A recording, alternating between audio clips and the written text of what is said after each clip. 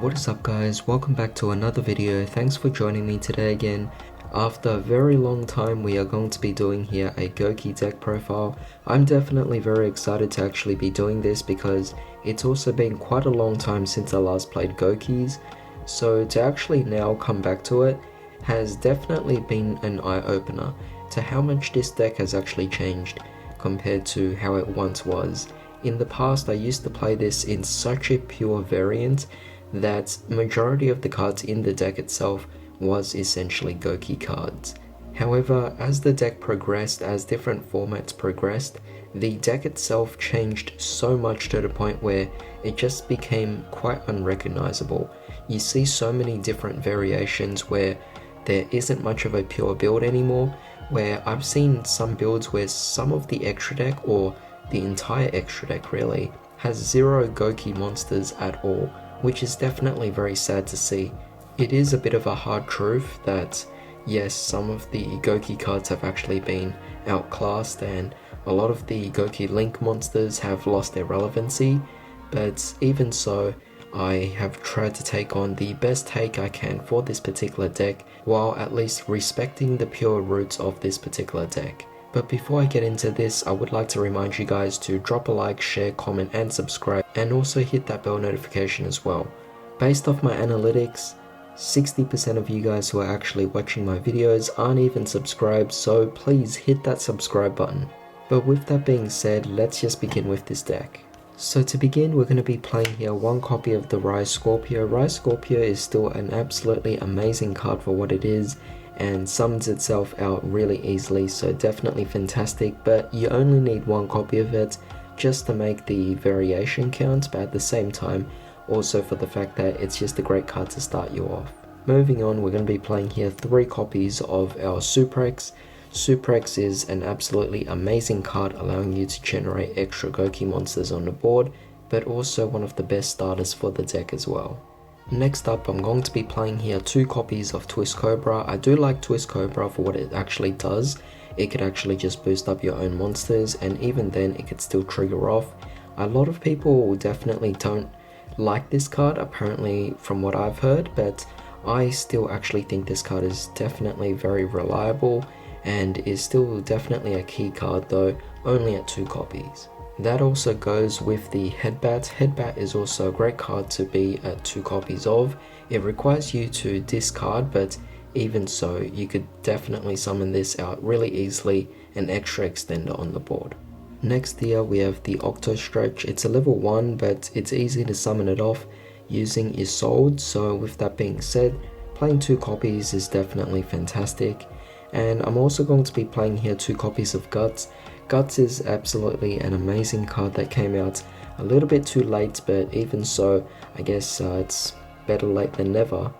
Moving on, I'm going to be playing here the 1 copy of the Codebreaker 0 Day. Yes, the Codebreaker engine works in this particular deck. I also love the fact that the 0 Day happens to be a warrior monster, so as the other Codebreaker Link monsters as well, making this deck really synergetic. However, moving on, we are playing here 3 copies of the Fire Flint Lady, an absolutely crucial card for this particular deck. You definitely need 3 copies of it. I think that this card is definitely more of a priority over the red layers, because when it comes to the red layers, you still have to depend on the fact that you have nothing on the board. So it really is only effective during the first turn. So as a result, during your mid to late games, those particular cards become less relevant, whereas the Fire Flint Lady still maintains its relevance throughout the beginning all the way through to the end. Yes, of course, I do have to play here the Phantom Knight engine. It's unfortunate, but it is a very optimal engine, and every deck that's actually in playing the Goukis will definitely want to play at least the Phantom Knight's engine into the deck itself because it's so efficient. For a few other extenders, we're playing here Gillosaurus. Now this is more so to supplement my absence of the red layers. I don't have any red layers whatsoever, so because of that, I'm just using this as a substitution until I actually get my hands on those. But we're also playing here Junk Forward. This is great because it special summons out really easily, but it also happens to be a warrior, so if you wanted to up the copies of this particular card, you definitely can. You could consider the Gillosaurus a second copy of the junk forward. However, I'm also playing here the Blue Mountain Butterspy, also a great card to allow you to do some things as well, and because it's a warrior card, you don't need to replace it. Next up, I'm playing here the Kagemucha Knight, also just a replacement or an alternative to the junk forward. You don't have to play it because it's not as efficient, but it is still a warrior monster, so at least it's a little bit better than the Gillosaurus in this particular circumstance. However, I would play these two cards out and then put in 2 more copies of junk forward, and that would be a lot better. And finally, for a bit of disruption, we're going to be playing here 3 copies of Ash. There's really not much else to say about her, she's just a really great card. Now onto the spells, we're going to be playing here 2 copies of Gouki Rematch. We only really need 2 copies of it because there's really no reason to play any more given that it's a hard once per turn.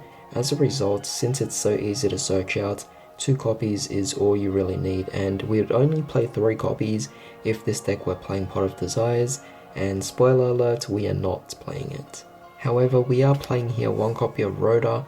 Thank goodness that's still here, but I do wish that Rhoda could actually come back to 3. That could definitely improve a lot of warrior decks, but I mean, if you have decks like Gouki, if you have decks like the Destiny Heroes, I think 3 copies of Rhoda might be a bit too strong. But to maintain the execution of our plays without any kind of disruption, we do want to play here Harpy's Feather Duster, just to wipe out whatever opponents might have in the back row to potentially disrupt our plays. However, we are also playing here an Instant Fusion. We'll talk about the card when we get to it in the extra deck soon, but we're also playing here generic cards such as Caught by the Grave, and we are playing Moon Mirror Shield and also DDR. So both these 2 cards are the equip spell cards that we are playing to get Isolde to actually be pulled off in this particular case. So ideally you do only want to send 1 equip spell, you don't have to send 2, because we are playing 2 copies of Isolde in this particular deck. Now you guys might be wondering, where is Phoenix Blade? I just for some reason couldn't find it, and if you guys remember from my really old Gouki deck profile that I did 3 years ago on the channel, I did have the Phoenix Blade, it's just for some reason I can't find it. So for now I'm playing these 2 cards, but you could take out the Moon Mirror Shield and put in the Phoenix Blade, which would be a little bit better. And for a bit of extra facilitations, we are playing here the World Legacy Succession. You could just play Monster Reborn instead. We have here Pot of Avarice to return our monsters, and also 1 for 1 because we have Guts and we have Octo Stretch, so plenty of targets to go with. Now finally, for trap cards, we're going to be playing here 1 copy of Shade Brigadine, and we're also playing 3 copies of Fogblade as well. Absolutely really crucial cards here. You could drop the Fogblade to 1, put in a Monster Reborn, that would be nice as well, but I mean, having 3 Fogblades is still a really great way to disrupt the opponents. Now onto the extra deck, we're going to be playing 2 copies here of Isolde. Yes, although this card is not Isolde, I don't have a second copy, or maybe I just couldn't find my second copy, but for now, just assume that both of these are going to be Isolde. It's still great, this particular card here. If you wanted to actually play this card, I could definitely still work. This is called Ferocious Flame Swordsman, and it's also a warrior monster, so you could definitely build up on it, but once I get my second copy of Isolde or find it, then I'll take this out and put it in. Of course, we have to play here the Rusty Bardage, definitely a crucial card as well. We're also playing here the Code Breakers. I mean, it's pretty self-explanatory, I don't think I really have to say anything about them. For a bit of a toolbox, we're playing here the Nightmare Engine.